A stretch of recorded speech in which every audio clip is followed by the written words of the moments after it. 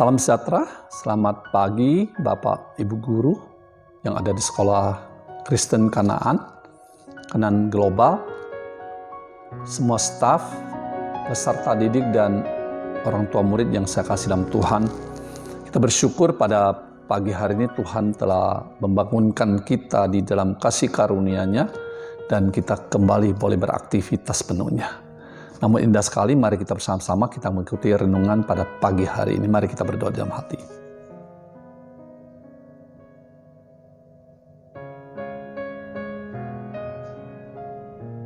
Amin. Dalam nama Tuhan Yesus menyampaikan renungan pagi, saudara kasih Tuhan. Tema bulan ini yaitu tentang kebaikan, tentang kejujuran.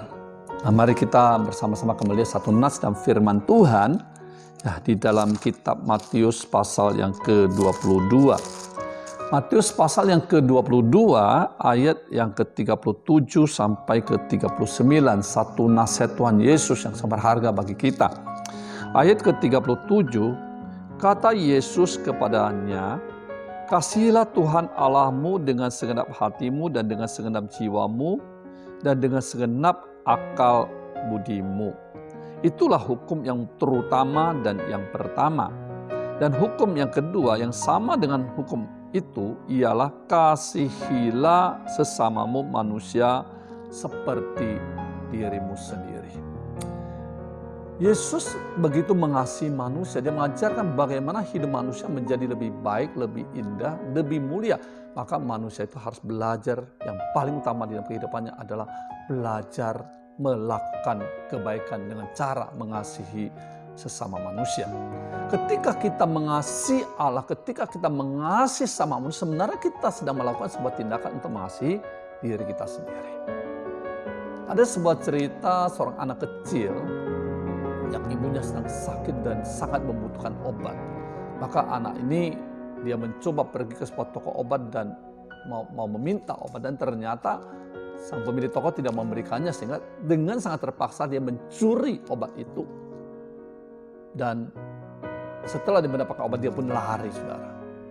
Nah, namun pemilik toko itu pun mengejarnya. Sampai akhirnya di depan toko sebuah gerai bapau, ya, dan disitulah dia memarahi anak itu habis-habisan. Maka sang pemilik toko bapau ini pun keluar dan dia melihat anak tidak kasihan, timbul rasa kasihan sehingga dia mau berbuat sebuah kebaikan.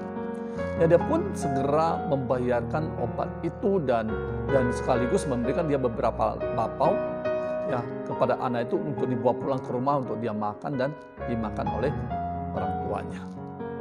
Nah, belasan tahun kemudian tahun-tahunnya si tukang bapau ini kena serangan jantung dan masuk rumah sakit. Putrinya begitu mengkhawatirkan ayahnya bagaimana biaya pengobatannya. Nah, ternyata ya orang yang menolong sang ayah ini, sang tukang bapau ini adalah si anak yang dulunya telah dia tolong.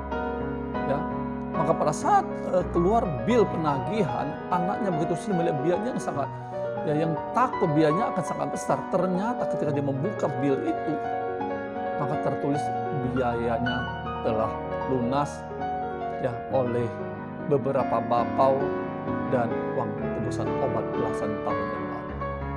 Putrinya begitu bersyukur dan sang ayah ini sangat bersyukur. Karena apa?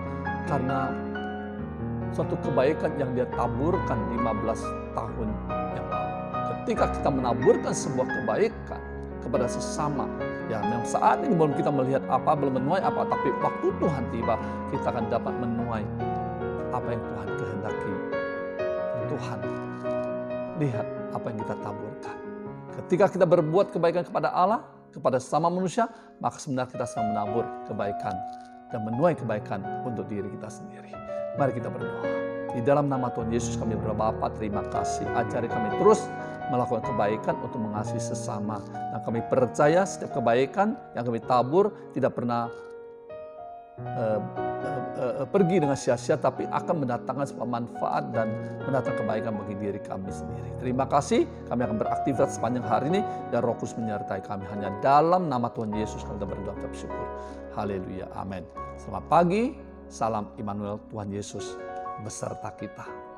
Amin.